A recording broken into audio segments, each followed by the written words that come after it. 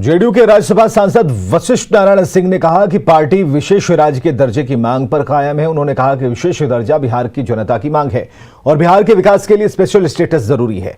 JDU के पूर्व अध्यक्ष वशिष्ठ नारायण सिंह से खास बातचीत की हमारी सहयोगी ऋतु रोहिणी ने।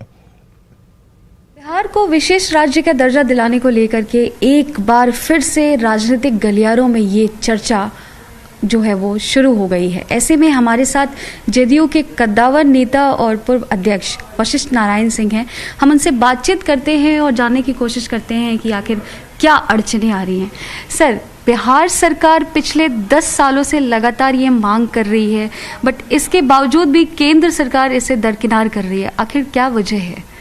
देखिए, बिहार का ये ट्रेजेडी है और मैं कह सकता हूं कि बिहार को इसका परिणाम भुगतना पड़ा है।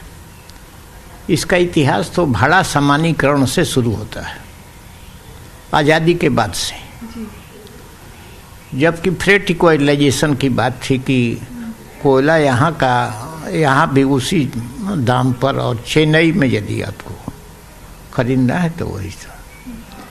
विशेष राज्य की दर्जा की बात कुछ वर्ष पूर्व बहुत जोर शोर से हम लोगों ने उठाया था। इसके लिए हस्ताक्षर अभियान किया था, 1.25 करोड़ लोगों ने हस्ताक्षर किया था और हम लोग गांव गंवई, कस्बा, खेत खलिहान सभी जगह जाकर के लोगों के बीच में जाकर के हस्ताक्षर अभियान किया कि और बिहार की जनता ने इस सवाल का पर बड़ा समर्थन किया था। तो ये सवाल कभी ख़त्म नहीं हुआ। ये हमारी पुरानी मांग है और इस पर हम कायम हैं। इसकी वजह यह है कि बिहार को हम शुरू से कहते रहे हैं कि एक पिछड़ा राज्य है और विशेष राज्य का दर्जा मिलने से इसके पिछड़ापन में को ख़त्म करने में मदद मिलेगी।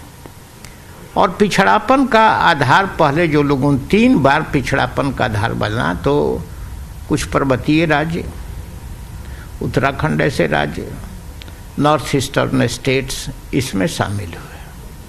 हम मानते थे कि बिहार की स्थिति उन राज्यों से जिन राज्यों को विशेष राज्य का दर्जा, विशेष राज्य का दर्जा का मतलब है कि केंद्रीय करों में विशेष छूट, और साथ साथ विशेष राज्य का मामला यही है कि जो अनुपात है केंद्रीय सहायता में, उसमें जो केंद्रीय सहायता रहती है 90% के हिसाब से और 10% ही राज्य को देना पड़ता है।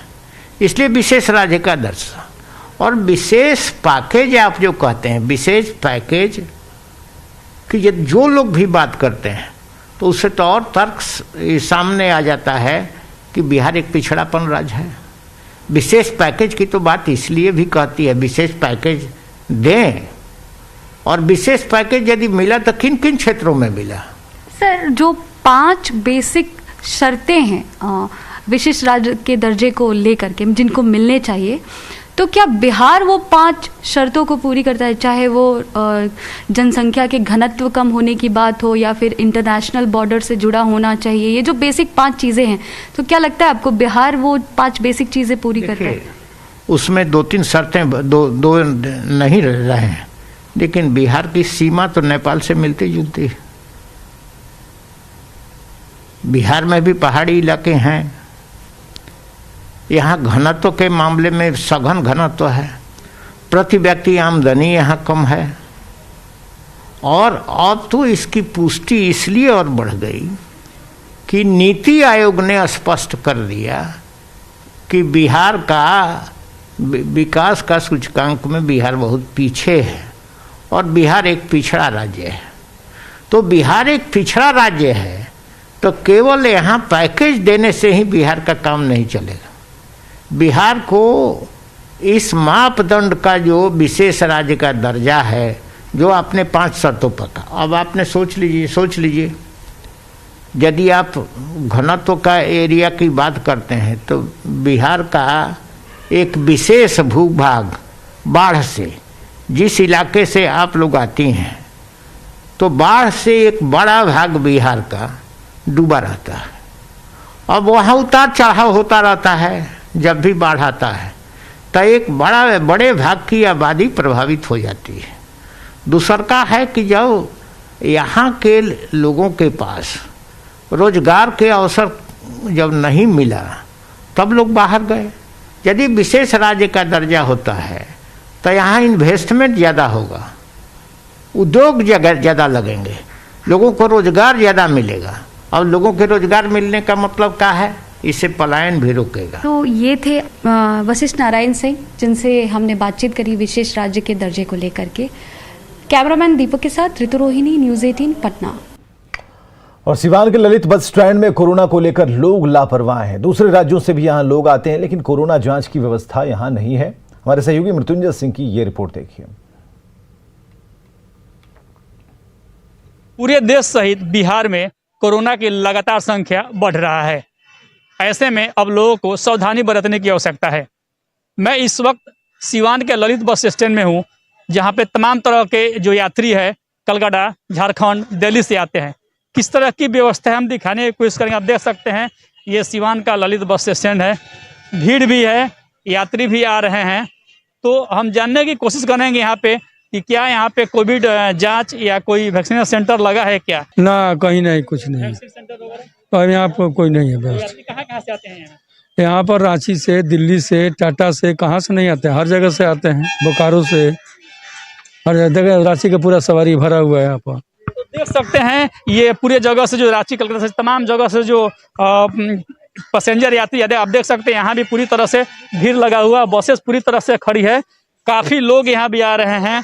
और एक लापरवाही भी दिख रही है। कई ऐसे लोग हैं जो यहाँ पे मास्क तक नहीं लगाए हैं। आप देख सकते हैं यहाँ पे कोई मास्क भी नहीं लगाया है। यहाँ पे जो उतरे हुए हैं सभी लोग, ये कलकत्ता, दिल्ली सही तमाम जगह सब दिखाने की कोशिश करेंगे। देखिए यहाँ पे बस लगा हुआ है, हम जानने की कोशिश करेंगे कि आखिर क्यों आप मास्क क्यों नहीं लगाए? मास्क आप मास्क लगाए हैं?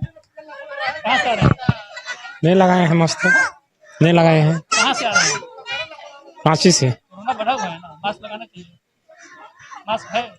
नहीं पकड़े हैं, लगा लीजिए। बस लगा लेंगे, लगा। तो देख सकते हैं कि लापरवाही भी यहाँ पे दिख रही है। बहुत सारे ऐसे लोग जो आ रहे हैं बिना मास्क के आ रहे हैं। ऐसे में जब पूरी कोरोना बढ़ा हुआ है, सिवान में भी लगातार केसेस मिल रहे हैं, देश में भी लगातार केसेस मिल रहे हैं, लोगों को सावधान होने की आवश्यकता है। जब भी जाए वहाँ मास्क पहने, खास करके भीड़ भाड़ इलाका से बचे, ताकि हम लोग कोरोना जो एक बार अपने आप को सुरक्षित रखें और दूसरे को भी सुरक्षित रख सके। मृत्युंजय कुमार सिंह, न्यूज़ 18 सिवान। तो ठंड और कोरोना की दोहरी मार झेल रहे राजधानी पटना वासियों के लिए एक अच्छी खबर है। पटना का प्रदूषण स्तर काफी कम हो गया है। अब पटना का AQI लेवल है 279 और बीते कई दिनों से प्रदूषण का स्तर शहर में एक बड़ी समस्या बना हुआ था। ऋतु रोहिणी की ये रिपोर्ट देखिए। हाड़ कपाने वाली ठंड और कोरोना विस्फोट के बीच ही पटना से एक अच्छी खबर है। राजधानी पटना का जो प्रदूषण का स्तर है वो काफ़ी कम हो गया है। अब उसका जो लेवल है वो 279 हो गया है। आपको बताते चले कि पिछले कुछ दिनों में पटना का जो AQI लेवल था वो 400 के करीब पहुंच गया था। मगर बिहार के अदर जो ज़िले हैं वहाँ पे ये अभी भी एक पॉल्यूशन को लेकर के समस्या बनी हुई है। आप को बताते चले कि छपरा का जो AQI लेवल है वो 388 पहुँच गया है, जो कि दिल्ली से भी एक ज़्यादा है। दिल्ली का AQI लेवल जो है वो 387 दर्ज किया गया है।